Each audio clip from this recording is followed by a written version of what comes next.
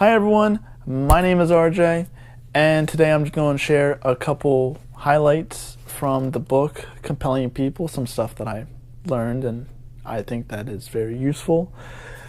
And it's by John and Matthew, so let's just get right into it.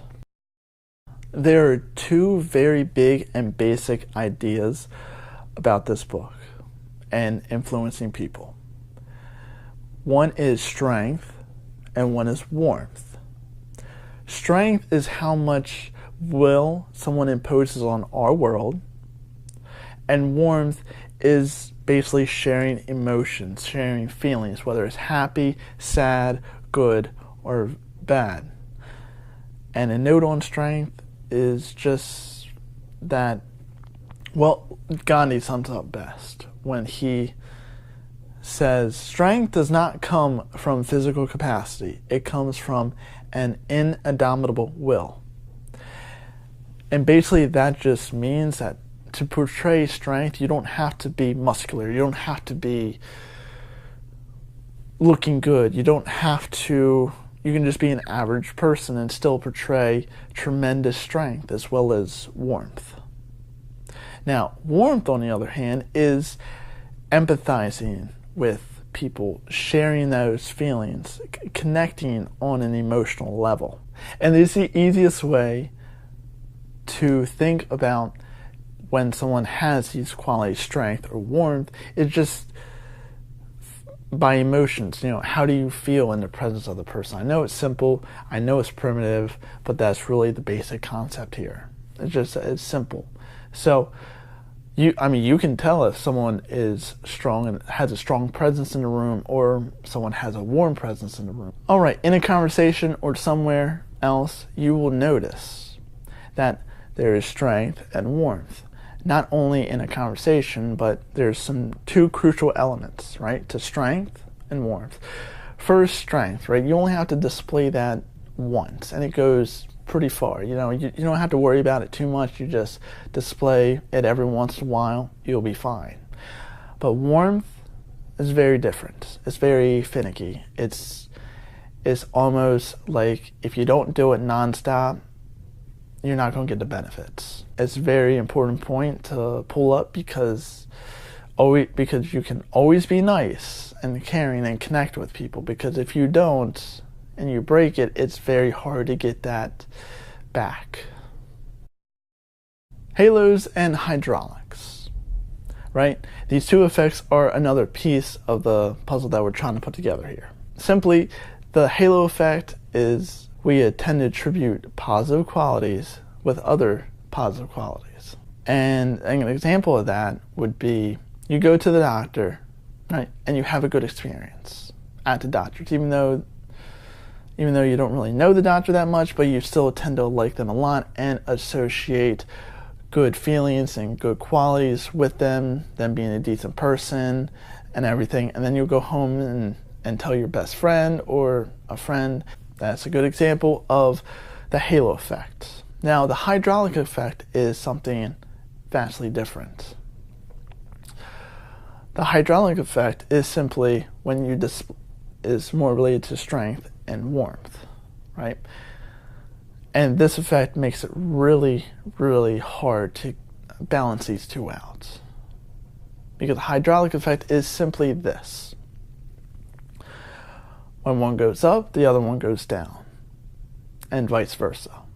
So you display strength, your warmth goes down. When you display warmth, your strength goes down, even though your warmth goes up. And an example of the hydraulic effect would be when you're in a meeting, right? And you raise your voice to get control of the meeting, right? You might have displayed strength and quieted the people, but then you also lowered your warmth and you lower the connection with all the people around you.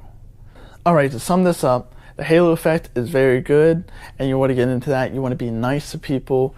You want to display nice, friendly atmosphere all the time to get into that field, so people talk nice things about you, because you don't really want them to be like, oh, that person? No, we ain't dealing with that person. We all know those people. All right, And you do not want to be one of them. That's why you always want to be nice and friendly and get into the halo effect, because once you're into the halo effect, you can do something wrong, maybe once, twice, maybe 3 times, and they'll forgive you, right? And the hydraulic effect is simply an inverse relationship. So if you display strength, your warmth goes down. If you display warmth, your strength goes down. And it's very hard to get it balanced out. It can be done, it's very difficult. How do you connect with somebody? Is it through voice? Mostly through voice. Is it tone of voice? Is it nonverbal body language? What really is it? He did a study and basically came up with this formula. And basically 55% of the cues that we receive when we persuade somebody or when we're in a conversation or really anywhere starts off with 55% cues are visual. They are visual. That means no talking, none of this. It's all how we display ourselves and our body language.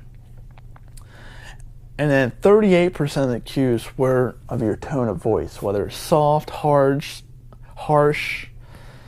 loving, kind.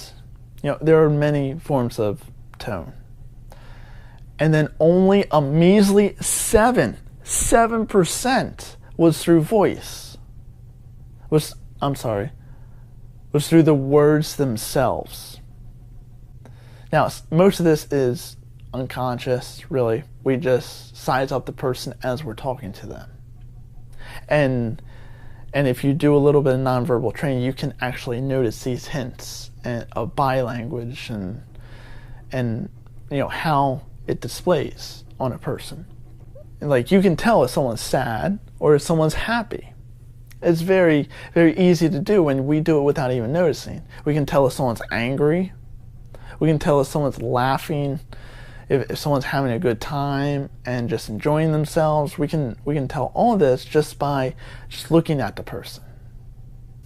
So I want to give you 2 things about nonverbal right off the bat right here. One is owning some space, right?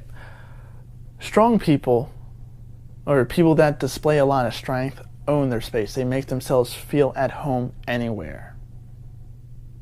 And they exercise control wherever they go of their space around them. They just don't stand in one spot and feel uncomfortable. They move around and they either mingle with people or they just display themselves in a calm and cool-headed way. They're not moving around, their arms aren't flailing, their arms aren't at their side, they're just walking around, feeling good, owning the space, confident looking. That's what you want. And number 2 is the posture, right? And the posture I'll display right here, right? And the perfect form of this is the military at ease stance, right? You can see it. The spine is straight, the head is held high, the chin is level, and the chest is relaxed, right? So you want to practice this stance wherever you go, because you display a lot of strength with this pose, and it's very appealing. There are 3 main postures. The 3 main are head first, hips first, and heart first. So the head first one, it looks like this, right? Your head is always forward and you're looking kind of at the ground. It looks like you're lost in thoughts or thinking deeply about something. And the second one is hips first. It's where you use your hips. Here's a picture. It's always informal and it displays a lot of strength as well. And the last is heart first, which I like the best, and this should be your default one. This is formal and non-formal. It displays confidence, strength, openness, and willingness to engage. And the posture is the military at ease stance. It's really the most fundamental way to project strength through posture. Hello everyone, and thank you for watching this video. Now, I just gave you some highlights that I learned from Compelling People by John Neffinger and Matthew Kohut. Hopefully that's right.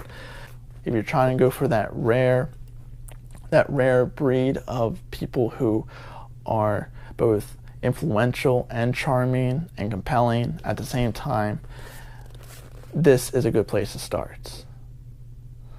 All right, hope you enjoyed this, and I'll see you in the next video.